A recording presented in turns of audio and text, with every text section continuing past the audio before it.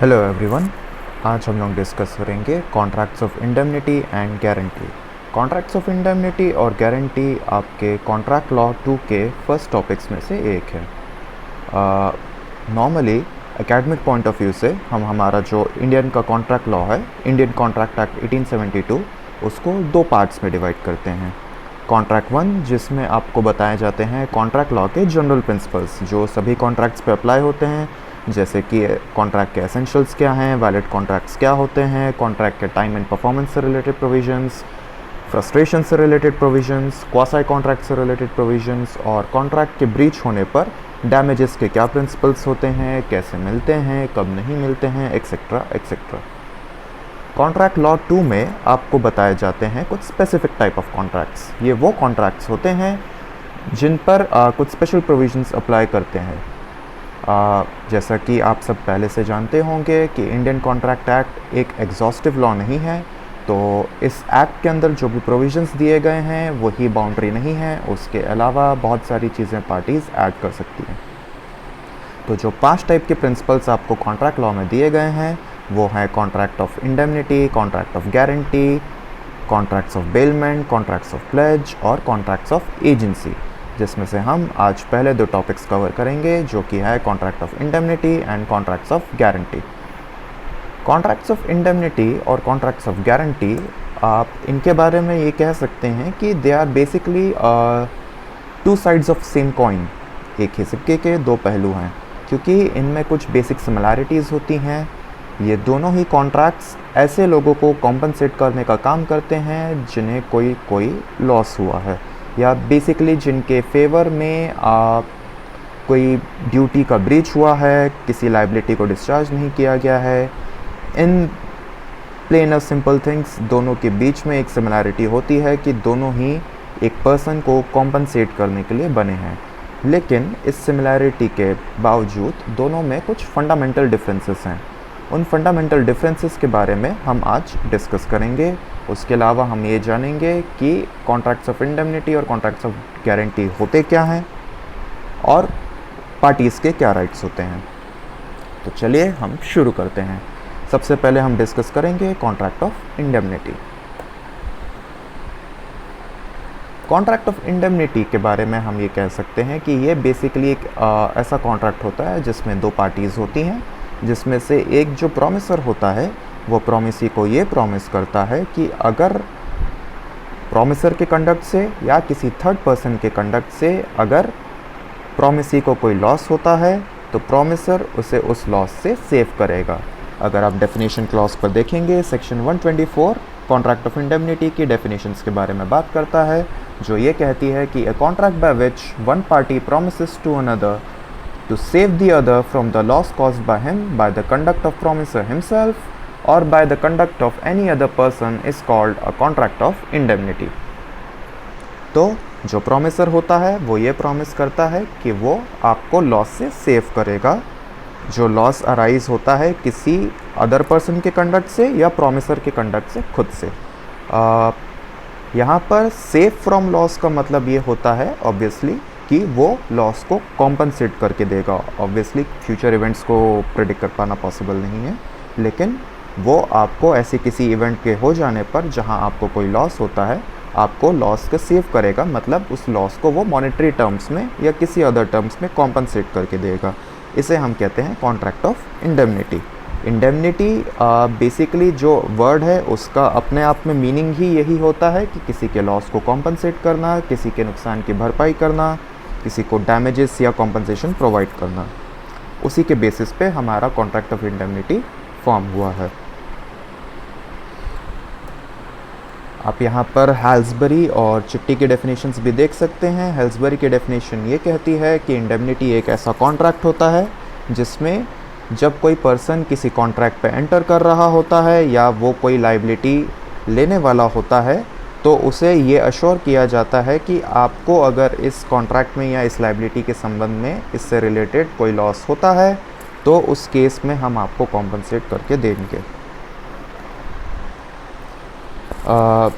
यहाँ पर आप स्लाइड शो में देख सकते हैं कि कुछ इलस्ट्रेशंस दिए हुए हैं जो कि हमारे कॉन्ट्रैक्ट एक्ट से लिए गए हैं। कॉन्ट्रैक्ट एक्ट के इलस्ट्रेशंस के अलावा कुछ इलस्ट्रेशंस मैं आपको और बता सकता हूँ, जैसे कि मान लीजिए आप अपने घर को कंस्ट्रक्ट कराने के लिए एक आर्किटेक्चर और डिज़ाइन फर्म को एक कॉन्ट्रैक्ट देते हैं। आप उस कॉन्ट्रैक्ट में उनसे बोलते हैं कि आपको वो घर आपके लोकल म्यूनसिपैलिटी के नॉर्म्स के अकॉर्डेंस में कंस्ट्रक्ट किया हुआ चाहिए। अब और सामने वाली पार्टी आपको ये प्रॉमिस करती है कि हम घर को नॉर्म्स के हिसाब से म्यूनसिपैलिटी के गाइडलाइंस के अकॉर्डेंस में कंस्ट्रक्ट करेंगे। अब अगर उस डिज़ाइन फर्म की गलती के कारण या उसके किसी एम्प्लॉय की नेग्लिजेंस या गलती के कारण आपका घर नॉर्म्स के हिसाब से कंस्ट्रक्ट नहीं होता है और म्यूनसिपैलिटी उसके कारण आपके खिलाफ़ कोई प्रोसीडिंग्स करती है, आप पर कोई फ़ाइन या पेनल्टी लगाती है, तो वो डिज़ाइन फर्म आपको इंडेमनीफाई करके देगी अगर उन्होंने आपको ऐसा प्रॉमिस किया होगा। तो इसे हम कहते हैं कॉन्ट्रैक्ट ऑफ इंडेमनिटी।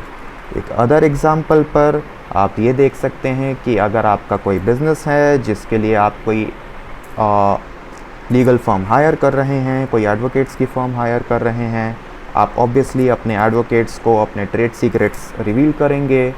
आपके एडवोकेट्स की फर्म भी आपको ये प्रॉमिस करेगी कि अगर उनके इस ट्रेड सीक्रेट को लीक करने के कारण या उनके किसी एम्प्लॉय के इस ट्रेड सीक्रेट को लीक करने के कारण आपको कोई लॉस होता है तो वो फर्म आपको कॉम्पनसेट करके देगी। उसे हम कहते हैं contracts of indemnity. Contracts of indemnity के बेसिक एसेंशियल्स होते हैं जिसमें दो पार्टीज़ होनी चाहिए और एक प्रॉमिसर के द्वारा ये प्रॉमिस होना चाहिए कि वो प्रॉमिसी को किसी लॉस से सेव करेगा। वो लॉस कैसा होना चाहिए? वो लॉस कॉज होना चाहिए या तो प्रॉमिसर के कंडक्ट के द्वारा या फिर किसी थर्ड पार्टी के कंडक्ट के द्वारा। By nature promise of contracts of indemnity express और इम्प्लाइड दोनों हो सकते हैं।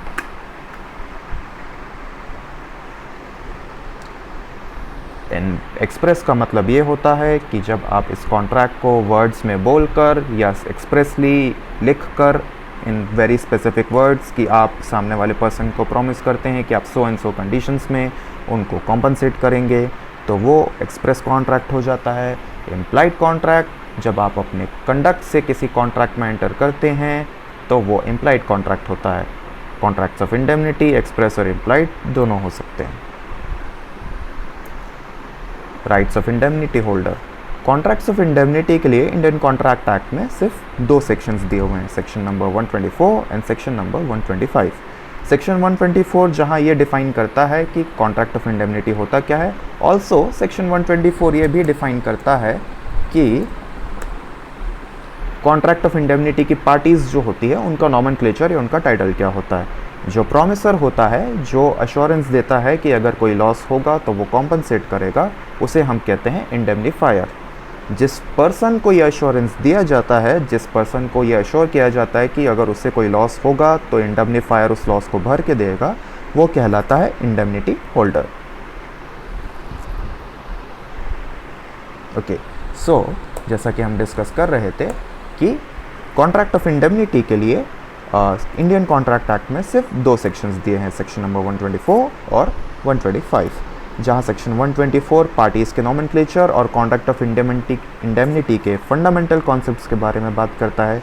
सेक्शन 125 इंडेमनिटी होल्डर की राइट्स को डिस्कस करता है। इंडेमनिटी होल्डर को इंडियन कॉन्ट्रैक्ट के अंदर तीन टाइप की चीज़ें रिकवर करने की पावर्स दी गई हैं।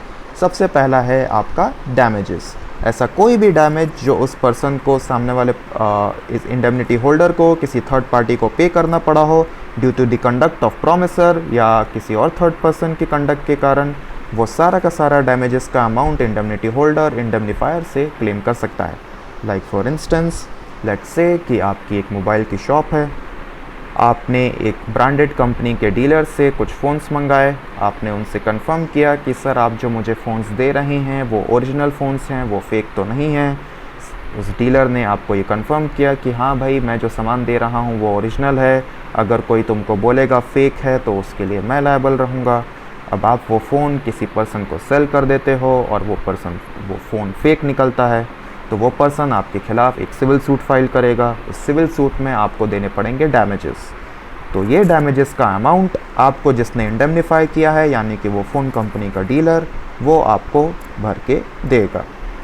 सेकेंड थिंग, जो आपके खिलाफ सूट होता है, कई बार आपको उसमें डैमेजेस देने के अलावा आपको सूट कॉस्ट भी देने पड़ते हैं, फॉर द रीज़न बीइंग कि आपकी किसी गलती के कारण प्लेंटिफ को आपके खिलाफ एक लीगल प्रोसीडिंग लेनी पड़ी और उस लीगल प्रोसीडिंग को करने में उसे कुछ एक्सपेंसेस हुए, वो एक्सपेंसेस भी वो आपसे रिकवर करता है और वो आपको देने पड़ते हैं। तो अगर आप किसी की तरफ से इंडेमनिटी होल्ड करते हो, मतलब आपके पास कोई इंडेमनीफायर है, तो वो इंडेमनीफायर आपको वो कॉस्ट भर के देने के लिए भी लायबल होगा। तीसरी चीज़ आती है कि आपके ऑल सम्स जो आप कॉम्प्रोमाइज़ या सेटलमेंट में पे करते हैं। तो सिविल सूट के नेचर में ये चीज़ होती है कि हर सूट को मेरिट पे डिसाइड करना ज़रूरी नहीं होता। सिविल सूट्स में हमेशा कॉम्प्रोमाइज़ या सेटलमेंट का एंगल ओपन रहता है। अगर आप किसी सिविल सूट में कॉम्प्रोमाइज़ या सेटलमेंट कर रहे हैं तो उसमें आपको एक अमाउंट देना पड़ता है जो कि ओरिजिनल की क्लेम किए हुए अमाउंट से कम होता है, लेकिन स्टिल एक अमाउंट देना पड़ता है, तो आपकी पॉकेट से जाता है, तो आपके लिए तो लॉस हुआ, तो उस लॉस को कॉम्पनसेट करके देगा आपका इंडेमनीफायर। पर ऐसे कॉस्ट और सेटलमेंट अमाउंट्स की रिकवरी के लिए कुछ कंडीशंस है, और वो कंडीशंस ये हैं कि जब आपके खिलाफ सूट होता है तो सबसे पहली चीज़, आपको अगर इंडेमनीफायर ने कोई स्पेसिफिक इंस्ट्रक्शंस दिए हैं तो वो इंस्ट्रक्शंस आपको ड्यूटीफुली फॉलो करने हैं। सेकेंडली, सूट को डिफेंड करने में जो आपका कंडक्ट होना चाहिए वो कंडक्ट ऐसा होना चाहिए जो एक प्रूडेंट पर्सन, एक रीजनेबल मैन के हिसाब से प्रॉपर हो या अप्रोप्रिएट हो। कहने का मतलब, अगर आप सूट होने पर ये सोच के बैठ जाते हैं कि मैं इसे डिफेंड करने के लिए एफर्ट्स क्यों डालूं, क्योंकि मुझे तो पैसे देने नहीं हैं, मेरे लिए तो इंडेमनीफायर बैठा है मेरे बिहाफ में, या मेरे को अगर पैसे देने पड़ेंगे तो वो इंडेमनीफायर मुझे भर के देगा, तो मैं क्यों एफर्ट्स डालूं, तो वो चीज़ गलत है और वो चीज़ आप इंडेमनिटी होल्डर के रूप में आपको रिकवर करने से रोकती है। अगर आपको एज ए इंडेमनिटी होल्डर ये सम्स रिकवर करने हैं तो इट इज़ एसेंशियल कि आप उस सूट को डिफेंड करने के लिए हर वो एफर्ट करें जो एक प्रूडेंट और रीजनेबल पर्सन करता है। साथ ही साथ इट इज़ ऑल्सो एसेंशियल कि आप उसमें वो सारे स्टेप्स लें जो आप लेते अगर आपके पास कोई इंडेमनीफायर नहीं होता, यानी कि अगर आप सोलली और होलली खुद ही इस सूट के लिए लायबल होते तो आप जितने स्टेप्स लेते आपको उतने ही स्टेप्स इंडेमनिटी के केस में भी लेने पड़ेंगे। कहने का मतलब, आप आराम से बैठ नहीं सकते ये सोचकर कि आपके लिए करने वाला कोई है। You have to put all the efforts that you can. अगर ऐसा करने के बाद भी आपको सूट्स और डैमेजेस और कॉस्ट पे करनी पड़ती है तो वो इंडेमनीफायर आपको फुलफ़िल करके देगा। उसके अलावा जब आप सूट को कॉम्प्रोमाइज़ करते हैं या सेटल करते हैं तो वो इंडेमनीफायर के ऑर्डर्स के हिसाब से या उसके अकॉर्डेंस में होना चाहिए। अगर आप इन कंडीशंस को फुलफ़िल करते हैं तो एज इंडेमनिटी होल्डर आप अपने इंडेमनीफायर से वो सारे सम्स रिकवर कर सकते हैं जो अभी हमने डिस्कस किए। अब एक बहुत ही इंटरेस्टिंग क्वेश्चन अराइज होता है कि क्या इंडियन इंडेमनिटी के कॉन्सेप्ट में इंश्योरेंस का कॉन्सेप्ट अराइज होता है या इंक्लूड होता है कि नहीं होता है। तो आप सभी ये जानते होंगे कि हमारा जो लॉ ऑफ कॉन्ट्रैक्ट है वो इंग्लिश लॉ ऑफ कॉन्ट्रैक्ट के ऊपर बेस्ड है, उससे इंस्पायर्ड है। 1872 में हमारा एक्ट बना था और बहुत सारे कॉन्सेप्ट्स जो इस एक्ट में इंक्लूड किए गए हैं वो कॉन्सेप्ट्स हैं जो इंग्लिश लॉ ऑफ कॉन्ट्रैक्ट्स में उस समय पर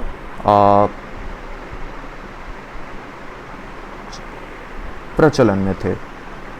तो उन सारे कॉन्सेप्ट्स को या उनमें से कई सारे कॉन्सेप्ट्स को हमारे कॉन्ट्रैक्ट एक्ट में जगह दी गई है, लेकिन हमारे कॉन्ट्रैक्ट एक्ट में उनको जगह देते समय उनमें कुछ फंडामेंटल चेंजेस किए गए हैं, जिसके कारण हर कॉन्सेप्ट जो हमने इंग्लिश लॉ से उठाया है या इंग्लिश लॉ से इंस्पायर होकर बोरो किया है वो कॉन्सेप्ट इंग्लिश लॉ के सारे प्रिंसिपल्स से एक जैसा नहीं मिलता है। इंग्लिश लॉ में इंडेमनिटी के कॉन्सेप्ट में ये आता है कि कोई भी लॉस जो किसी भी कारण से हुआ हो वो सामने वाला पर्सन आपको कॉम्पनसेट करके देगा। Loss from any source is covered under the English concept of indemnity. लेकिन अगर आप इंडियन कॉन्सेप्ट के बारे में बात करेंगे तो इंडियन कॉन्सेप्ट में लॉस के सोर्स को रेस्ट्रिक्ट कर दिया गया है। It is restricted to only human agency. कहने का मतलब सिर्फ प्रॉमिसर और कोई थर्ड पर्सन। तो अगर आपको किसी एनिमल के कारण कोई लॉस होता है, अगर आपको किसी ऐसे एक्सीडेंट के कारण कोई लॉस होता है जिसमें और कोई पर्सन इन्वॉल्व नहीं है, या आपको किसी नेचुरल कैलामिटी के कारण कोई लॉस होता है, तो वो सारी चीज़ें इंडिया में इंडेमनिटी के डेफिनेशन में, इंडेमनिटी कॉन्ट्रैक्ट की डेफिनेशन में फुलफ़िल नहीं होती हैं। लेकिन इंश्योरेंस कॉन्ट्रैक्ट्स इन सारी चीज़ों को ऑब्वियसली कवर करता है। तो फॉर दिस वेरी रीज़न कि इंग्लिश लॉ में जो लॉस का सोर्स है, जो लॉस का कॉज है, वो रेस्ट्रिक्टेड नहीं है, उसमें सारे के सारे कॉजेज़ इंक्लूड हैं। From whatsoever reason, for whatsoever cause अगर आपको लॉस होता है तो इंग्लिश इंडेमनिटी में इंडेमनीफायर लायबल होता है। लेकिन इंडियन इंडेमनिटी में सिर्फ ह्यूमन एजेंसी के कारण होने वाले लॉसेस के बेस पर या उस पर ही इंडेमनीफायर लायबल होता है। So for this reason India में इंश्योरेंस कॉन्ट्रैक्ट्स इंडेमनिटी कॉन्ट्रैक्ट के डेफिनेशन में नहीं आते हैं। इंडिया में इंश्योरेंस कॉन्ट्रैक्ट्स कंटिंजेंट कॉन्ट्रैक्ट्स की डेफिनेशन में फॉल आउट करते हैं। यहाँ पर सभी वही चीज़ें डिस्कस हुई है जैसा कि हमने अभी डिस्कस किया कि ह्यूमन एजेंसी के कारण, जो ह्यूमन एजेंसी वाला रिस्ट्रिक्टेड कंडीशन है, उसके कारण ही इंडिया में इंश्योरेंस के कॉन्ट्रैक्ट्स इंडेमनिटी के डेफिनेशन पे नहीं फॉल आउट करते हैं। नेक्स्ट टॉपिक हम चलते हैं, जो हम चालू करेंगे वो है contracts of guarantee. Contracts of guarantee भी एक टाइप का कॉन्ट्रैक्ट होता है जिसमें एक पर्सन दूसरे पर्सन को ये प्रॉमिस करता है कि वो उसे कॉम्पनसेट करके देगा। लेकिन there are very some fundamental differences between indemnity and guarantee. आइए हम गारंटी के डेफिनेशन को एक बार डिस्कस करते हैं।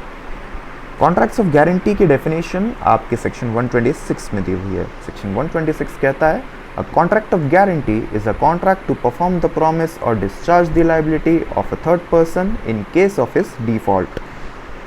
मतलब आप कॉन्ट्रैक्ट ऑफ गारंटी बेसिकली एक ऐसा प्रॉमिस है जो ये कहता है कि अगर कोई थर्ड पर्सन अपनी लायबिलिटी डिस्चार्ज करने में या अपने प्रॉमिस को परफॉर्म करने में डिफ़ॉल्ट करता है तो आप उसकी जगह वो परफॉर्मेंस या वो डिस्चार्ज करोगे। This is called a contract of indemnity, sorry contract of guarantee. तो बाय डेफिनेशन आपको ये बात समझ में आ रही होगी कि कॉन्ट्रैक्ट ऑफ गारंटी में 3 पार्टीज़ इन्वॉल्व होती हैं। तो सबसे पहली बात,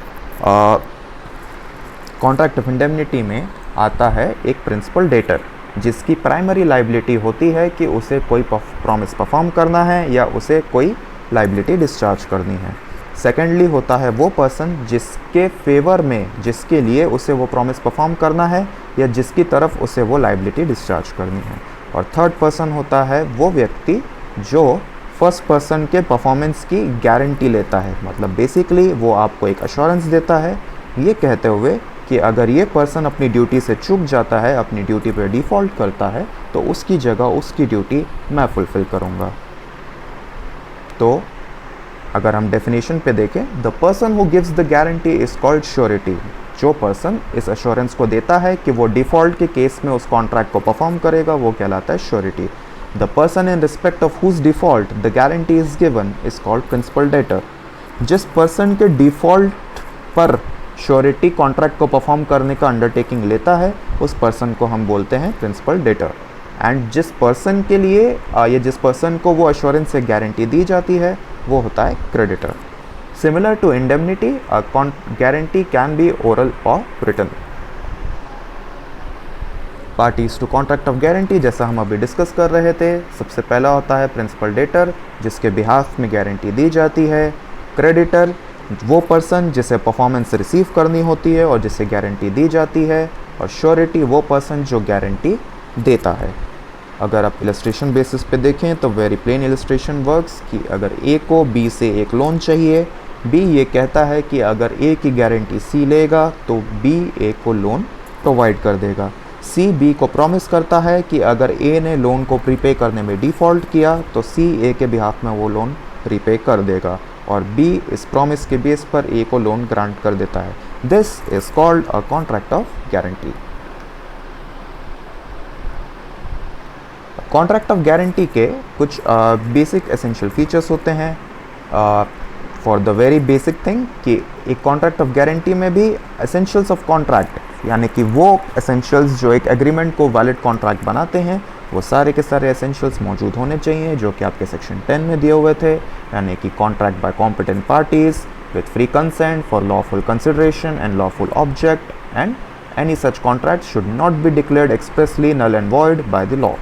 ये सारे एलिमेंट्स के अलावा कॉन्ट्रैक्ट ऑफ गारंटी में कुछ और बेसिक फीचर्स होते हैं सबसे पहला, contract of guarantee requires a 3 party.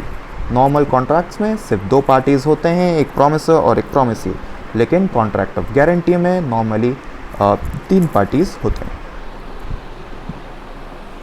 Excuse me.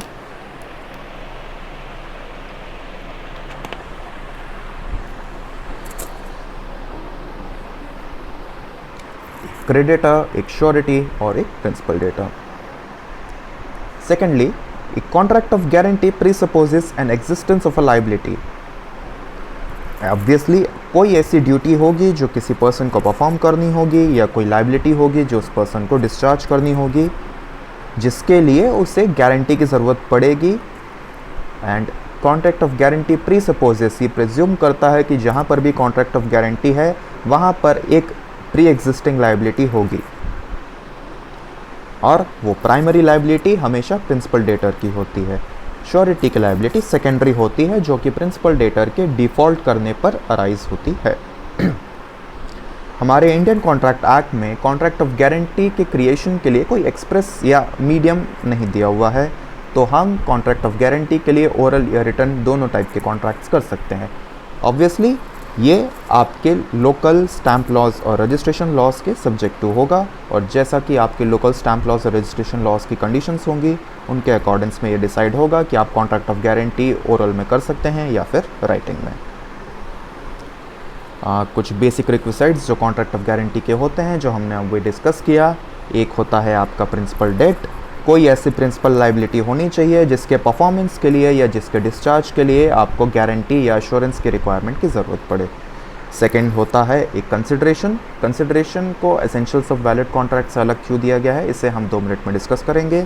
तीसरी चीज़ होती है मिसरिप्रेजेंटेशन एंड कंसीलमेंट का ना होना। जब आप एक श्योरिटी से ये एश्योरेंस रिसीव करते हैं कि वो प्रिंसिपल डेटर के डिफ़ॉल्ट पर आपको कॉन्ट्रैक्ट परफॉर्म करके देगा, तो ये एश्योरेंस आप किसी मिसरिप्रेजेंटेशन या कंसीलमेंट के बेसिस पे नहीं ले सकते। अब हम आते हैं गारंटी में कंसिडरेशंस के पॉइंट पर। नॉर्मली जैसा कि आप सब जानते होंगे कि सभी कॉन्ट्रैक्ट्स के लिए कंसिडरेशन एक वाइटल इंपॉर्टेंट एलिमेंट होता है। इनफैक्ट सेक्शन 25 के अकॉर्डिंग कॉन्ट्रैक्ट्स जिनमें कंसिडरेशन नहीं होता वो कॉन्ट्रैक्ट्स वॉइड होते हैं। ऑब्वियसली सेक्शन 25 में 3 एक्सेप्शंस दिए हुए हैं उनके सब्जेक्ट टू। सो नॉर्मली सभी कॉन्ट्रैक्ट्स में कंसिडरेशंस होना चाहिए। तो अब क्वेश्चन ये आता है कि अगर ए को बी से लोन चाहिए और बी उस लोन को देने के लिए सी की गारंटी डिमांड करता है, सी बी को इस बात की गारंटी देता है कि अगर ए ने लोन टाइम पर रीपे नहीं करा तो ए के बिहाफ में सी उस लोन को रीपे कर देगा। अब इस ट्रांजैक्शन में ए के लिए कंसिडरेशन होता है बी की तरफ से दिया गया लोन, बी के लिए कंसिडरेशन होता है ए की तरफ से जो उसे इंटरेस्ट रिसीव होगा उस लोन के बेस पर। लेकिन सी ने जो श्योरिटी दी, जो अश्योरेंस दिया, वो उसके बेसिस पे कुछ रिसीव नहीं करता है। अगर आप इस ट्रांजैक्शन को देखेंगे तो सेक्शन 127 इसी टाइप की सिचुएशन से डील करने के लिए एक डीमिंग प्रोविजन का काम करता है। सेक्शन 127 ये कहता है कि अगर किसी कॉन्ट्रैक्ट ऑफ गारंटी में श्योरिटी के लिए एक्सप्रेसली कंसिडरेशन का प्रोविज़न नहीं किया गया है, तो उस केस में हम ये मानेंगे कि श्योरिटी के बोलने पर, श्योरिटी के रिक्वेस्ट पर अगर क्रेडिटर प्रिंसिपल डेटर को कोई भी बेनिफिट एक्सटेंड करता है, लाइक फॉर एग्जांपल इस ट्रांजैक्शन में सी के बोलने पर, सी के रिक्वेस्ट पर बी ए को लोन एक्सटेंड कर रहा है, तो श्योरिटी के एश्योरेंस पर अगर क्रेडिटर प्रिंसिपल डेटर को कोई भी बेनिफिट एक्सटेंड करता है तो उसे हम श्योरिटी के लिए सफिशिएंट कंसिडरेशन मानेंगे। तो इस प्रोविज़न के बेस पर अगर कॉन्ट्रैक्ट ऑफ गारंटी में कंसिडरेशन को कोई एक्सप्रेस क्लॉज नहीं भी डला हुआ है तो भी वो कॉन्ट्रैक्ट वैलिड होगा और श्योरिटी के लिए कंसिडरेशन यही माना जाएगा जो फैसिलिटी क्रेडिटर ने प्रिंसिपल डेटर को प्रोवाइड की है। गारंटी नॉर्मली हमारे इंडियन कॉन्ट्रैक्ट एक्ट में 2 टाइप की डील होती है। एक गारंटी जैसा कि अभी हमने डिस्कस किया वो एक सिंगुलर पर्टिकुलर ट्रांजैक्शन से डील करती है। कंटिन्यूइंग गारंटी के प्रोविजंस आपको सेक्शन 129 में मिलेंगे। सेक्शन 129 ये कहता है कि ऐसी कोई भी गारंटी जो कि मल्टीपल ट्रांजैक्शंस पे डील करती है वो कहलाती है आपकी कंटिन्यूइंग गारंटी। यानी कि अगर मान लीजिए फॉर इलस्ट्रेशंस आप अगर अपने फ्रेंड की गारंटी एक लोकल शॉप में लेते हैं और ये कहते हैं कि आपके फ्रेंड जो कि इस एरिया में नए आए हैं कि भैया ये मेरा फ्रेंड है, इसे सामान दे दीजिएगा, 10,000 रुपये तक आप इसे जब तक चाहें सामान दे सकते हैं, अगर ये पैसे नहीं देगा तो इसके बिहाफ में पैसे मैं दे दूँगा। तो अब इस गारंटी के बेसिस पर आपका फ्रेंड उस शॉप वाले से 10,000 रुपीज़ तक के क्रेडिट में सामान ले सकता है, जो कि एक ट्रांजैक्शन में भी हो सकते हैं और मल्टीपल ट्रांजैक्शन में भी हो सकते हैं। उसके बाद अगर वो उस अमाउंट को रीपे कर देगा तो वो लिमिट दोबारा ओपन हो जाएगी और ऐसे ये ट्रांजैक्शन एक लंबे टाइम तक चल सकता है, या जितने टाइम के लिए आपने गारंटी दी है उतने टाइम तक चल सकता है। तो इसे हम कहेंगे कंटिन्यूइंग गारंटी, जहाँ पर एक सीरीज़ ऑफ ट्रांजैक्शन को कवर किया जाता है गारंटी के माध्यम से। को-श्योरिटीज़। अब कई सारे ऐसे कॉन्ट्रैक्ट्स होते हैं जहां पर एक से ज़्यादा पर्सन श्योरिटीज़ के रूप में स्टैंड कर सकते हैं, तो वो कहलाते हैं को-श्योरिटीज़। को-श्योरिटीज़ की ये लाइबिलिटी होती है कि वो परफॉर्मेंस में इक्वली कंट्रीब्यूट करेंगे। सेक्शन 144 और 146 को-श्योरिटीज़ से डील करते हैं।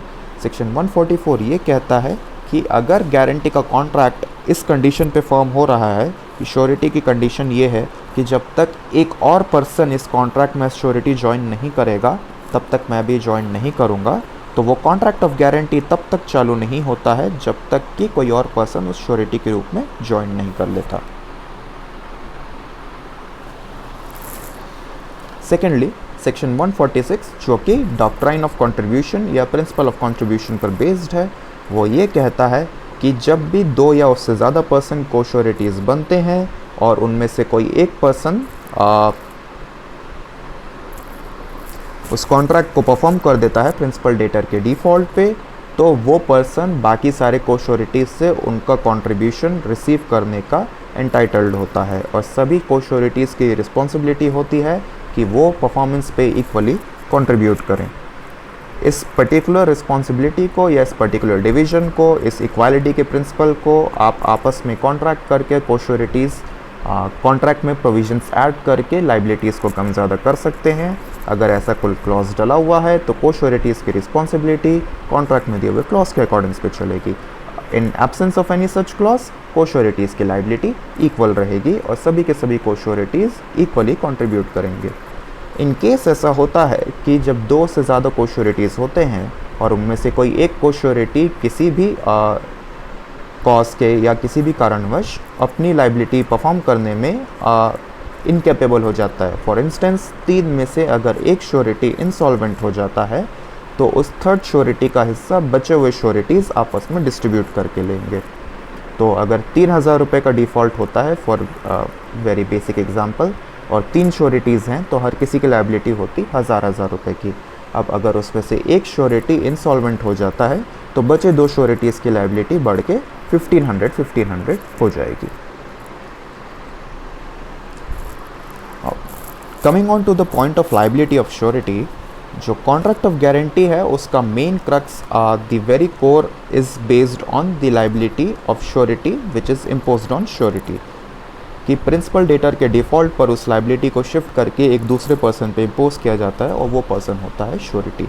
तो यहाँ पर क्वेश्चन ये आता है कि उसकी लाइबिलिटी कितनी रहेगी, क्या उसकी लाइबिलिटी स्टैटिक रहेगी या उसकी लाइबिलिटी डायनामिक होगी।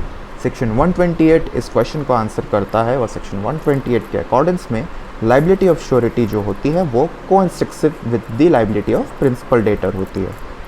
इस कोएक्सटेंसिव के प्रिंसिपल का मतलब ये होता है कि अगर प्रिंसिपल डेटर की लाइबिलिटी एक्सपैंड कर रही है तो साथ ही साथ श्योरिटी की लाइबिलिटी भी एक्सपैंड करेगी। फॉर इंस्टेंस, अगर प्रिंसिपल डेटर ने एक लोन लिया है, उस लोन पे उसको इंटरेस्ट चार्ज हो रहा है, तो जैसे जैसे वो इंटरेस्ट पाइल अप होता जाएगा श्योरिटी की लाइबिलिटी इंक्रीज़ होती जाएगी। अगर प्रिंसिपल डेटर डिफ़ॉल्ट करता है, उसके कारण उस पर कोई फ़ाइन लगता है, कोई पेनल्टी लगती है, तो वो पेनल्टी और फ़ाइन भी उसकी लाइबिलिटी में ऐड होगा और in connection with this surety के लाइबिलिटी में भी ऐड होगा। अब इस कोएक्सटेंसिवनेस के प्रिंसिपल का एक रिवर्स एस्पेक्ट भी है और रिवर्स एस्पेक्ट ये है कि तो इसका एक रिवर्स एस्पेक्ट भी है और वो रिवर्स एस्पेक्ट ये है कि अगर प्रिंसिपल डेटर की लाइबिलिटी किसी भी कारण डिक्रीज़ हो रही है, रिड्यूस हो रही है, तो श्योरिटी की लाइबिलिटी भी सेम बेसिस पर डिक्रीज़ या रिड्यूस होती जाएगी। इस पर एक बहुत ही इंटरेस्टिंग केस लॉ है जिसका नाम है नारायण सिंह वर्सेस छतर सिंह। नारायण सिंह वर्सेस छतर सिंह के केस में ये हुआ था कि एक एग्रीकल्चरिस्ट था जिसने एक लोन लिया था और जिस लोन के लिए अपीलेंट जो है वो एग्रीकल्चरिस्ट का श्योरिटी बना था। अब हुआ ये कि वहाँ के लोकल स्टेट गवर्नमेंट ने एक लोकल एक्ट पास करते हुए एग्रीकल्चरिस्ट की लाइबिलिटीज़ लोन की लाइबिलिटीज़ को रिड्यूस कर दिया। वहाँ पर हाई कोर्ट ने यह हेल्ड किया था कि अगर एग्रीकल्चरिस्ट जो कि प्रिंसिपल डेटर है उसकी लीगल लाइबिलिटीज़ लोन की लाइबिलिटीज़ रिड्यूस हो रही हैं तो जो पर्सन उसका श्योरिटी है उसकी लाइबिलिटी भी वैसे ही रिड्यूस हो जाएगी। उसका कारण ये दिया गया था कि अकॉर्डिंग टू सेक्शन 128 वैसे भी श्योरिटी की लाइबिलिटी प्रिंसिपल डेटर की लाइबिलिटी से कोएक्सटेंसिव होती है। And the second reason is that कि जब श्योरिटी प्रिंसिपल डेटर के डिफ़ॉल्ट पे कॉन्ट्रैक्ट परफॉर्म करता है तो श्योरिटी के पास ये राइट आ जाता है कि वो प्रिंसिपल डेटर से उस कॉन्ट्रैक्ट के परफॉर्मेंस के अगेंस्ट में जो भी एक्सपेंसेस हुए हैं या जो डिफ़ॉल्ट हुआ है उसको रिकवर कर सके। अगर प्रिंसिपल डेटर की लाइबिलिटी कम हो जाती है लेकिन आप श्योरिटी से कंप्लीट या फुल रिकवरी करते हो तो श्योरिटी भी फिर ये चाहेगा कि प्रिंसिपल डेटर से वो फुल रिकवरी करे और ऐसे केस में प्रिंसिपल डेटर को उस रिडक्शन का बेनिफिट मिलेगा ही नहीं, जो कि in the principle of equity on the basis of equity हम अलाउ नहीं कर सकते। ठीक है, तो कोएक्सटेंसिवनेस का प्रिंसिपल कि अगर लाइबिलिटी इंक्रीज़ हो रही है तो श्योरिटी की लाइबिलिटी भी इंक्रीज़ होगी और लाइबिलिटी अगर डिक्रीज़ हो रही है तो श्योरिटी की लाइबिलिटी भी डिक्रीज़ होगी।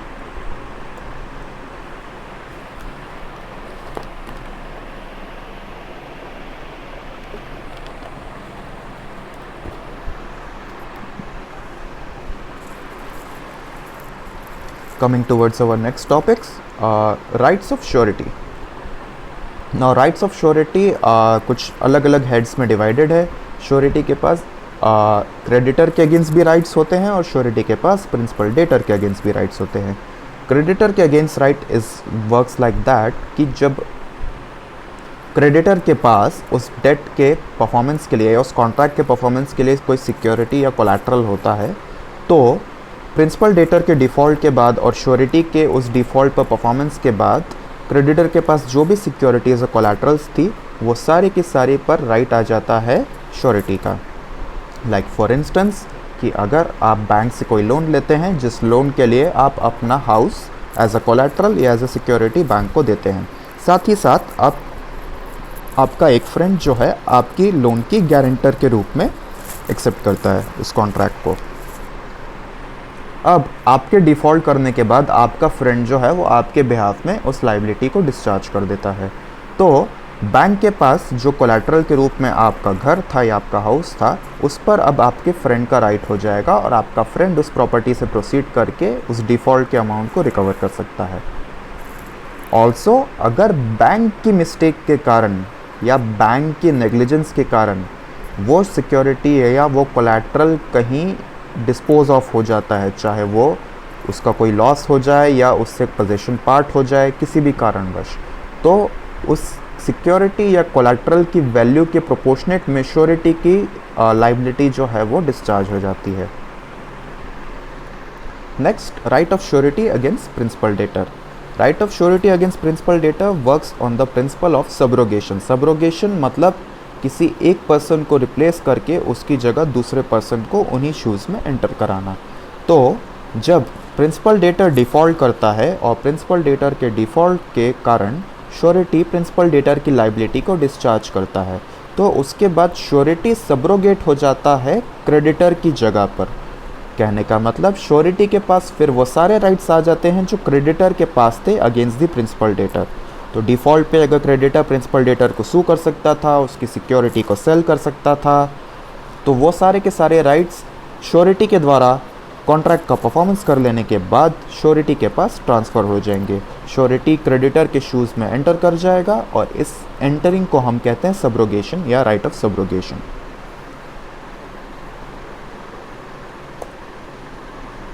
राइट ऑफ श्योरिटी अगेंस्ट को श्योरिटी, ये हम डॉक्ट्राइन ऑफ कंट्रीब्यूशन हम पहले डिस्कस कर चुके हैं कि जब मल्टीपल को श्योरिटीज़ होते हैं तो हर श्योरिटी इस बात का एंटाइटल्ड होता है कि वो दूसरे को श्योरिटीज़ से इक्वल कंट्रीब्यूशन पे परफॉर्मेंस में शेयर रिसीव कर सकता है।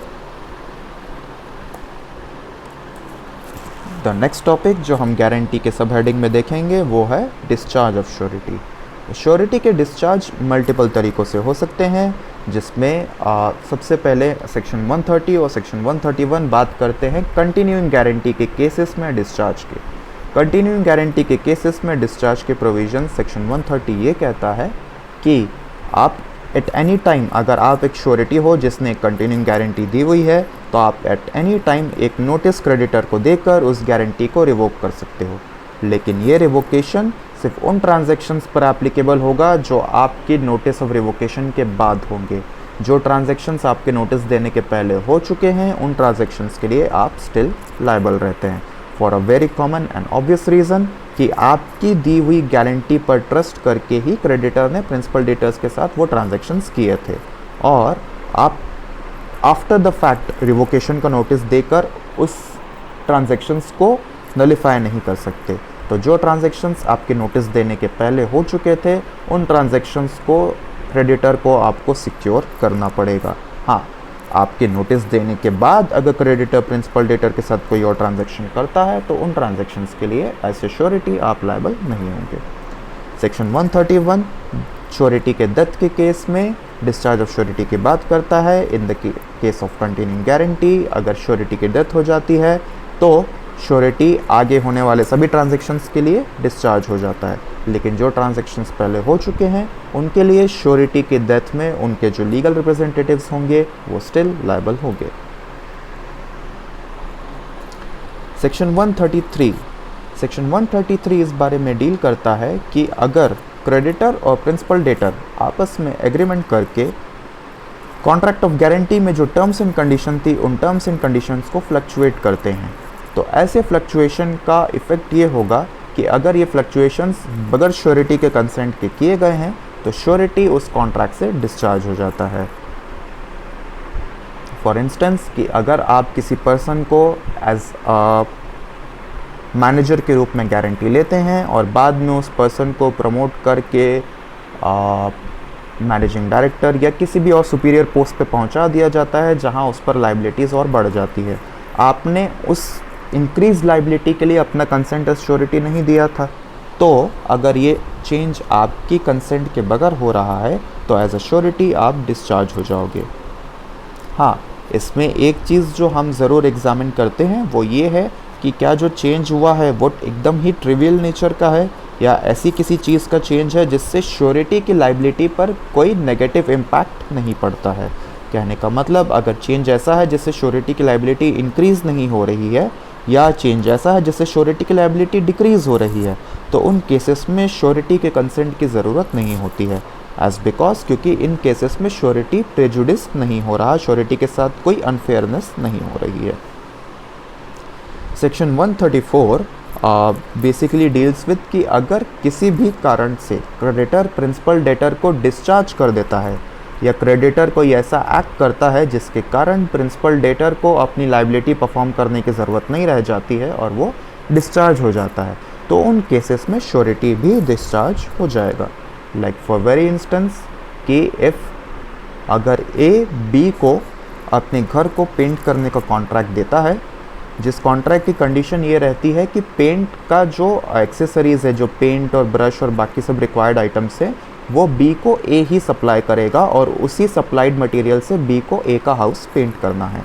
अब ए उस मटेरियल को सप्लाई करने में डिफ़ॉल्ट कर जाता है और मान लीजिए कि इस कॉन्ट्रैक्ट में बी की गारंटी सी ने ली हुई थी, तो अब चूँकि ए उन बी को उस मटेरियल्स को सप्लाई करने में डिफ़ॉल्ट कर जाता है, तो बी का जो प्रॉमिस था कि उसे ए का हाउस पेंट करना है, वो उस प्रॉमिस को परफॉर्म करने के लिए बाउंड नहीं रह जाता और वो डिस्चार्ज हो जाता है।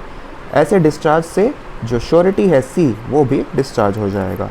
तो अगर क्रेडिटर खुद से होके प्रिंसिपल डेटर को डिस्चार्ज कर देता है या क्रेडिटर के किसी एक्ट के कारण प्रिंसिपल डेटर ऑटोमेटिकली डिस्चार्ज हो जाता है, तो श्योरिटी भी उसके साथ डिस्चार्ज हो जाएगा और बेस्ड ऑन द प्रिंसिपल कि श्योरिटी की लाइबिलिटी प्रिंसिपल डेटर की लाइबिलिटी से कोएक्सटेंसिव होती है।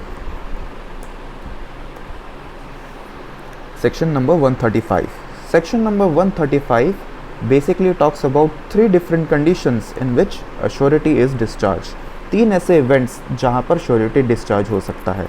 सबसे पहला इवेंट, अगर प्रिंसिपल डेटर और क्रेडिटर के बीच में एक एग्रीमेंट हो जाए जिसमें क्रेडिटर प्रिंसिपल डेटर के साथ उस परफॉर्मेंस या उस लाइबिलिटी को कंपाउंड कर ले। कंपाउंडिंग का मतलब ये होता है कि किसी परफॉर्मेंस में किसी एक चीज़ के बदले किसी दूसरी लेसर चीज़ को सेटिस्फैक्टरी परफॉर्मेंस के रूप में एक्सेप्ट कर लेना। फॉर इंस्टेंस 10 लाख की लाइबिलिटी के अगेंस्ट में अगर आप 5 लाख के रिसिप्ट को as performance as satisfactory performance accept कर लेते हैं तो आप वो लाइबिलिटी कंपाउंड कर रहे हैं। अगर क्रेडिटर प्रिंसिपल डेटर के साथ किसी भी प्रकार से लाइबिलिटी कंपाउंड कर लेता है तो ऐसे कंपाउंडिंग का इफेक्ट ये होता है कि श्योरिटी डिस्चार्ज हो जाता है। सेकेंडली, अगर प्रिंसिपल डेटर और क्रेडिटर के बीच में एक एग्रीमेंट होता है जिसमें क्रेडिटर प्रिंसिपल डेटर को परफॉर्मेंस के टाइम पीरियड में एक्सटेंशन प्रोवाइड करता है। फॉर इंस्टेंस अगर कोई लोन था जिसे 6 मंथ्स में रीपे करना था और क्रेडिटर उस लोन पे एक टाइम पीरियड एक्सटेंड करके उसको 1 ईयर का बना देता है तो ऐसे केस में भी श्योरिटी डिस्चार्ज हो जाता है। इसका रीज़न ये है कि इस इंक्रीज टाइम ऑफ परफॉर्मेंस के कारण श्योरिटी की लाइबिलिटीज रेस्ट्रिक्ट होने का डेंजर होता है।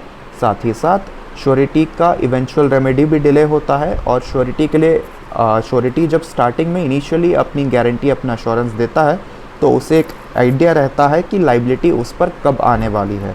बाद में अगर आप उस लाइबिलिटी के ऑनसेट का टाइमिंग चेंज कर देते हैं तो वो श्योरिटी को प्रेजुडिस करता है और श्योरिटी उस लाइबिलिटी से डिस्चार्ज हो जाता है। तीसरा और फाइनल पॉइंट आता है कि अगर प्रिंसिपल डेटर और क्रेडिटर के बीच में एक एग्रीमेंट होता है जिसमें क्रेडिटर प्रिंसिपल डेटर को एक बाइंडिंग प्रॉमिस करता है and the promise is promise to not sue, कि मैं आपके ऊपर इस लाइबिलिटी को इन्फोर्स करने के लिए केस फाइल नहीं करूँगा। इस प्रॉमिस का असर ये होता है कि श्योरिटी जो है वो डिस्चार्ज हो जाता है। अब इन तीनों ही कंडीशंस में जो एसेंशियल कंडीशन है डिस्चार्ज की कि ये तीनों ही इवेंट्स में श्योरिटी का कंसेंट नहीं होना चाहिए। अगर श्योरिटी इन इवेंट्स पे कंसेंट करता है तो श्योरिटी डिस्चार्ज नहीं होगा। सेकेंडली, जो प्रॉमिस टू नॉट सू वाला पॉइंट है उसमें 2 कैविएट्स हैं। सबसे पहला कि promise to not sue, a binding promise to not sue discharges the surety, but mere forbearance to not sue कहने का मतलब कि अगर क्रेडिटर अपनी मर्जी से बिना किसी को कोई प्रॉमिस किए हुए एक सूट फाइल करने से फॉरबियर करता है, रिफ्रेन करता है, वॉलेंटरीली रिफ्रेन करता है तो उस बेसिस पर श्योरिटी डिस्चार्ज नहीं होता है। दोनों के बीच का डिफरेंस ये होता है कि जब श्योरिटी क्रेडिटर प्रिंसिपल डेटर को एक बाइंडिंग प्रॉमिस करता है कि मैं आपके ऊपर केस फाइल नहीं करूँगा तो वो अपने केस फाइल करने के राइट को वेव ऑफ कर देता है। लेकिन जब क्रेडिटर प्रिंसिपल डेटर को कोई प्रॉमिस नहीं करता है, प्रिंसिपल डेटर के डिफ़ॉल्ट कर देने के बाद वो सिर्फ वॉलेंटरीली केस फाइल नहीं करता है तो ऐसे केस में क्रेडिटर जो है अपने राइट को वेव ऑफ नहीं कर रहा है जो कि वो प्रॉमिस के टाइम पर कर रहा था। इस केस में हो बेसिकली ये रहा है कि हर सूट को फाइल करने का एक स्टैट्यूट ऑफ लिमिटेशंस होता है और जब तक क्रेडिटर के पास स्टैट्यूट ऑफ लिमिटेशंस में वो टाइम है वो केस कभी भी फाइल कर सकता है। तो इस केस में श्योरिटी जो है डिस्चार्ज नहीं होता है। लेकिन अगर प्रिंसिपल डेटर को एक बाइंडिंग प्रॉमिस किया गया है कि वो सू नहीं करेगा, जो बेसिकली अपने राइट्स को सू करने के, केस फाइल करने के राइट्स को वेव ऑफ करने के इक्विवेलेंट होता है, उस केस में श्योरिटी डिस्चार्ज होता है। उसके अलावा अगर promise to not sue principal debtor को नहीं करके किसी और फोर्थ पर्सन को किया जा रहा है जो कि इस कॉन्ट्रैक्ट ऑफ गारंटी के इक्वेशन का पार्ट नहीं है, तो ऐसे पर्सन को किया गया प्रॉमिस श्योरिटी को डिस्चार्ज नहीं करता है क्योंकि वो एक सेपरेट कॉन्ट्रैक्ट फॉर्म करता है जो कॉन्ट्रैक्ट ऑफ गारंटी को किसी भी प्रकार से इफेक्ट नहीं करता, उसमें कोई ऑल्ट्रेशंस नहीं करता है, उसमें कोई इनोवेशन नहीं करता है। तो फॉर दिस वेरी रीज़न अगर फोर्थ पर्सन को प्रॉमिस टू नॉट सू किया गया है तो वो श्योरिटी के डिस्चार्ज करने के लिए सफिशिएंट नहीं होता। ऐसा प्रॉमिस सिर्फ प्रिंसिपल डेटर को किया जाना चाहिए और इस पर श्योरिटी का कंसर्न नहीं होना चाहिए, तब श्योरिटी डिस्चार्ज होता है। सेक्शन 139 ये बात करता है कि अगर क्रेडिटर श्योरिटी की इवेंचुअल पॉसिबल रेमेडी में किसी भी प्रकार को कोई इंटरफेरेंस करता है तो श्योरिटी डिस्चार्ज हो जाता है। श्योरिटी की इवेंचुअल पॉसिबल रेमेडी होती है प्रिंसिपल डेटर के अगेंस्ट में कि जब प्रिंसिपल डेटर के डिफ़ॉल्ट पे श्योरिटी उस कॉन्ट्रैक्ट को परफॉर्म कर देता है, उसके बाद वो प्रिंसिपल डेटर के अगेंस्ट लीगल प्रोसीडिंग्स करके उस डिफ़ॉल्ट के कारण होने वाले, उस परफॉर्मेंस के कारण होने वाले एक्सपेंसेस को और डिफ़ॉल्ट को रिकवर करने के लिए एंटाइटल्ड होता है। अगर क्रेडिटर के किसी एक्ट के कारण श्योरिटी की ये रेमेडी इफ़ेक्ट होती है, इंटरफियर होती है, तो उन केसेस में श्योरिटी जो है वो डिस्चार्ज हो जाता है। लाइक फॉर इंस्टेंस कि अगर श्योरिटी जो सिक्योरिटी या कोलैटरल दिया हुआ था उससे पार्ट कर जाता है, या जो क्रेडिटर है वो सिक्योरिटी या कोलैटरल से पार्ट कर जाता है, वो सिक्योरिटी या कोलैटरल को मिसप्लेस कर देता है, या अगर श्योरिटी ने कोई एक्सप्लिसिट डायरेक्शंस दिए थे कि इस ट्रांजैक्शन के रिकॉर्ड्स रखना, बिल्स रखना, एक्सेट्रा एक्सेट्रा, और क्रेडिटर और उन डायरेक्शंस को कंप्लाई नहीं करता है, इन सारे केसेस में चूँकि श्योरिटी की इवेंचुअल पॉसिबल रेमेडी के साथ इंटरफेरेंस हो रहा है, श्योरिटी डिस्चार्ज हो जाएगा। सेक्शन 141 हम इसी लेक्चर में पहले भी डिस्कस कर चुके हैं कि श्योरिटी क्रेडिटर के पास रखे हुए सभी सिक्योरिटी, सभी कोलैटरल्स के पर राइट रखता है जब वो कॉन्ट्रैक्ट को परफॉर्म कर देता है। अगर श्योरिटी को ऐसी सिक्योरिटी या कोलैटरल के एग्जिस्टेंस का पता नहीं था जब वो कॉन्ट्रैक्ट में एंटर कर रहा था, तब भी उसके पास उन सिक्योरिटी और कोलैटरल्स पर राइट होगा। और अगर क्रेडिटर वो सिक्योरिटी और कोलैटरल श्योरिटी को नहीं दे पाता है, या उसकी किसी गलती के कारण, क्रेडिटर की किसी मिस्टेक, किसी नेग्लिजेंस के कारण वो सिक्योरिटी और कोलैटरल डिमिनिश हो जाता है, डिस्पोज ऑफ हो जाता है, तो श्योरिटी उस वैल्यू तक के लिए डिस्चार्ज हो जाएगा। लेकिन अगर क्रेडिटर की मिस्टेक या नेग्लिजेंस नहीं है और फॉर सम अदर रीज़न वो सिक्योरिटी या कोलैटरल डिमिनिश हो जाता है या डिस्पोज ऑफ हो जाता है, तो ऐसे केसेस में श्योरिटी डिस्चार्ज नहीं होता है। अब before coming on to our final topic for the today, हम एक पर्टिकुलर पॉइंट गारंटी के कॉन्ट्रैक्ट्स पर और डिस्कस करेंगे। गारंटी के कॉन्ट्रैक्ट्स में एक क्वेश्चन हमेशा अराइज होता है कि डिफ़ॉल्ट होने के बाद क्या क्रेडिटर को प्रिंसिपल डेटर के अगेंस्ट और दी हुई सिक्योरिटी और कोलैटरल के अगेंस्ट पहले प्रोसीड करना, प्रायर प्रोसीड करना इम्पॉर्टेंट है, एसेंशियल है, उसके बाद ही वो सिक्योरिटी के अगेंस्ट, श्योरिटी के अगेंस्ट प्रोसीड कर सकता है, या ऐसा कोई ऑर्डर फिक्स नहीं है? तो इसका आंसर आपको सुप्रीम कोर्ट के एक केस में मिलेगा जिसका नाम है दामोदर प्रसाद केस। दामोदर प्रसाद केस में सुप्रीम कोर्ट ने यह हेल्ड किया था कि एक बार डिफ़ॉल्ट हो जाने के बाद क्रेडिटर के लिए ये ज़रूरी नहीं है कि वो पहले प्रिंसिपल डेटर के अगेंस्ट प्रोसीड करे, पहले सिक्योरिटी और कोलैटरल के अगेंस्ट प्रोसीड करे, और उसके बाद भी अगर कुछ रिकवरी बचती है तो श्योरिटी के अगेंस्ट प्रोसीड करे। सुप्रीम कोर्ट का ये ओपिनियन था कि डिफ़ॉल्ट हो जाने के बाद श्योरिटी और प्रिंसिपल डेटर की लाइबिलिटी एक बराबर हो जाती है, प्राइमरी सेकेंडरी का डिफरेंस ख़त्म हो जाता है, और डिफ़ॉल्ट होने के बाद क्रेडिटर अगर चाहे तो वो श्योरिटी के अगेंस्ट में डायरेक्टली प्रोसीड कर सकता है, उसे प्रिंसिपल डेटर के अगेंस्ट या दी हुई सिक्योरिटी या कोलैटरल के अगेंस्ट प्रोसीड करना आवश्यक या एसेंशियल नहीं है। Coming to the final topic for today, differences between indemnity and guarantee. जैसा कि हमने इस लेक्चर के स्टार्टिंग में डिस्कस किया था कि इंडेमनिटी और गारंटी दोनों में ही एक कॉम्पनसेट करने का एंगल इन्वॉल्व है। One of the features of both indemnity and guarantee is compensating someone else. पर दोनों के बीच में कुछ फंडामेंटल डिफरेंसेस हैं जिसके बारे में हम अभी डिस्कस करेंगे। कुछ डिफरेंसेस तो आप इस डिस्कशन या इस लेक्चर के बेसिस पे समझ ही गए होंगे, तो आइए हम डिफरेंसेस देखते हैं। सबसे पहला बेसिक डिफरेंस, इंडेमनिटी की कॉन्ट्रैक्ट में सिर्फ दो पार्टीज होती हैं, एक इंडेमनीफायर और दूसरा इंडेमनिटी होल्डर। लेकिन गारंटी के कॉन्ट्रैक्ट्स में तीन पार्टीज होती हैं, एक श्योरिटी, एक क्रेडिटर और एक प्रिंसिपल डेटर। सेकेंडली, इंडेमनिटी के केसेस में प्राइमरी लायबिलिटी हमेशा इंडेमनीफायर की होती है, कोई सेकेंडरी लायबिलिटी होती नहीं है। इंडेमनीफायर शुरू से लेकर एंड तक, from the beginning to the end, indemnifier liable होता है। लेकिन गारंटी के कॉन्ट्रैक्ट्स में प्राइमरी लायबिलिटी प्रिंसिपल डेटर की होती है।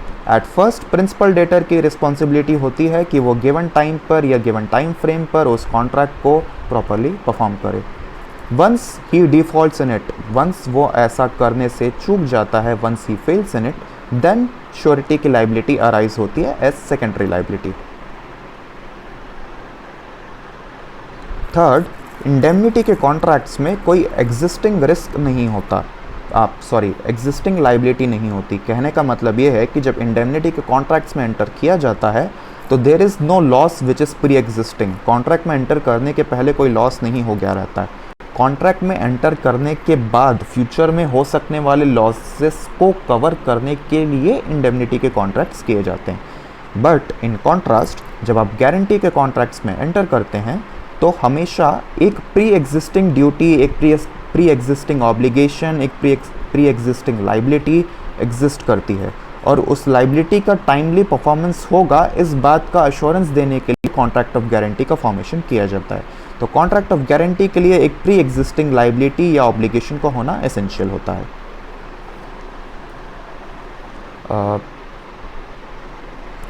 लास्ट फ्यू पॉइंट्स कि कॉन्ट्रैक्ट ऑफ गारंटी के केस में श्योरिटी के पास ये राइट होता है कि परफॉर्मेंस करने के बाद वो प्रिंसिपल डेटर के अगेंस्ट प्रोसीड करके अपने जो परफॉर्मेंस के जो भी एक्सपेंसेस हुए हैं और डिफ़ॉल्ट के कारण उसे जो भी कुछ करना पड़ा है उसके लिए वो रिकवरीज कर सकें, which is not the case in the contract of indemnity. Final point, contract of indemnity में सिर्फ एक सेट ऑफ कॉन्ट्रैक्ट होता है, लेकिन कॉन्ट्रैक्ट ऑफ गारंटी में 3 पार्टीज होने के साथ 3 सेट ऑफ कॉन्ट्रैक्ट्स भी होते हैं। सबसे पहला कॉन्ट्रैक्ट होता है प्रिंसिपल डेटर और क्रेडिटर के बीच, जो कि प्राइमरी ट्रांजैक्शन या प्री एग्जिस्टिंग लाइबिलिटी का होता है। सेकेंडली, एक कॉन्ट्रैक्ट होता है क्रेडिटर और श्योरिटी के बीच में, जिसमें श्योरिटी क्रेडिटर को यह एश्योरेंस देता है कि वो प्रिंसिपल डेटर के डिफ़ॉल्ट के केस में स्टेप अप करके प्रिंसिपल डेटर की लाइबिलिटी को डिस्चार्ज करेगा। थर्ड, प्रिंसिपल डेटर और श्योरिटी के बीच में भी एक कॉन्ट्रैक्ट होता है, जिसमें श्योरिटी प्रिंसिपल डेटर के अगेंस्ट में ये राइट रखता है कि अगर प्रिंसिपल डेटर डिफ़ॉल्ट करता है और उसके कारण श्योरिटी को ऐसा कोई परफॉर्मेंस करना पड़ता है तो श्योरिटी प्रिंसिपल डेटर से रिकवरी करने के लिए एंटाइटल्ड होगा। दी लास्ट डिफरेंस जो कि दोनों कॉन्ट्रैक्ट्स के फंडामेंटल नेचर से रिलेट करता है। इंडेमनिटी के कॉन्ट्रैक्ट में जो फंडामेंटल या जी मोस्ट इम्पॉर्टेंट एलिमेंट है वो है लॉस। इंडेमनिटी का कॉन्ट्रैक्ट एक्शन में तभी आता है जब कोई लॉस होता है। इंडेमनिटी का कॉन्ट्रैक्ट सोनली लॉस को कवर करने के लिए बना है, लॉस को कॉम्पनसेट करने के लिए बना है, लॉस के रिस्क को काउंटर करने के लिए बना है। लेकिन गारंटी के कॉन्ट्रैक्ट्स में लॉस का एलिमेंट एसेंशियल नहीं होता है। गारंटी के कॉन्ट्रैक्ट्स में सिर्फ डिफ़ॉल्ट इम्पॉर्टेंट होता है। गारंटीज नॉर्मली अनकंडीशनल होती है और डिफ़ॉल्ट होने के तुरंत बाद श्योरिटी की लाइबिलिटी एग्जिस्टेंस में आ जाती है। क्रेडिटर को इस बात को प्रूव करने की कोई ज़रूरत नहीं होती है कि क्या उसने जो किया है या बेसिकली उस प्रिंसिपल डेटर के डिफ़ॉल्ट के कारण क्रेडिटर को कोई लॉस हुआ है। इसके लिए जो केस आप देख सकते हैं उस केस का नाम है State Bank of India versus Mula Sahakari Shakkar कारखाना। इस केस में बेसिकली हुआ ये था कि जो स्टेट बैंक ऑफ इंडिया ने शक्कर कारखाने को बैंक गारंटी दी थी, उस बैंक गारंटी की वर्डिंग्स बैंक गारंटी की ना होकर इंडेमनिटी की थी और उस वर्डिंग्स के ऊपर एक क्वेश्चन आया था क्योंकि उसमें वर्डिंग ये थी कि State Bank of India promises to indemnify and save from loss Mula Shakkar Sahakari Karkhana. तो इस केस में basically the main point which arose was कि क्या इंडेमनिटी वाले कॉन्ट्रैक्ट्स में अगर सहकारी शक्कर कारखाना कोई लॉस प्रूव नहीं कर पाता है तो क्या इंडेमनिफायर को कुछ भी देने की ज़रूरत है, and the answer was no. Indemnity के कॉन्ट्रैक्ट्स में लाइबिलिटी तभी अराइज होती है जब लॉस होता है। अगर ये गारंटी का कॉन्ट्रैक्ट होता तो लॉस का कोई क्वेश्चन अराइज नहीं होता, सिर्फ मियर डिफ़ॉल्ट पर ही श्योरिटी की लाइबिलिटी एग्जिस्टेंस में आ जाती है। तो this is all for today. मैं उम्मीद करता हूँ कि इस लेक्चर के बाद आपको गारंटी और इंडेमनिटी के बेसिक्स, उनके स्पेशल फीचर्स और उनके बीच के डिफरेंसेस अच्छे से समझ में आ गए होंगे। Thank you very much. Have a good day.